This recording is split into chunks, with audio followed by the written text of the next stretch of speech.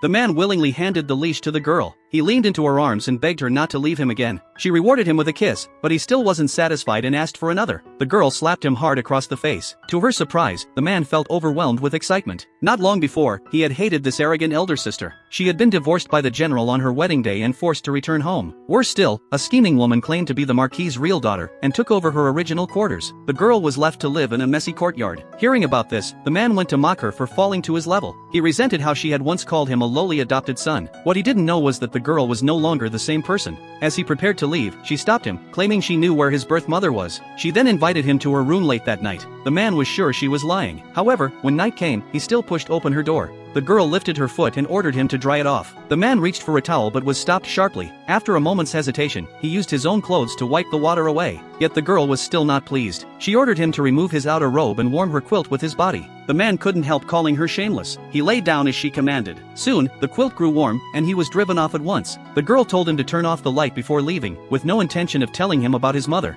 The man swore to himself he would never fall for her tricks again. Just then, the girl gasped in pain, and her stomachache flared up. The man noticed the food on her table hadn't been touched, yet she insisted it was food for servants and she would never eat it. Hearing this, he said she deserved it and walked out. A while later, he returned and offered her a piece of pastry. As an overlooked adopted son, he often went hungry and would sneak into the kitchen for food. The girl opened her mouth, and he fed her the pastry instinctively. When she choked, he quickly passed her a cup of water. This made the girl quite surprised, but the man denied it, claiming he only did so to find his mother. The next day, the girl still refused to eat any food brought to her. The man entered, swapped his own breakfast with hers, and left without a word. Only then did she start eating. Meanwhile, the general was in low spirits. He asked his guard what his ex-wife was doing now, only to learn that she had gone to a tavern. It turned out a prince was hiding there as a musician. According to the novel's plot, the girl finally found his room. She was instantly stunned by his extraordinary handsomeness.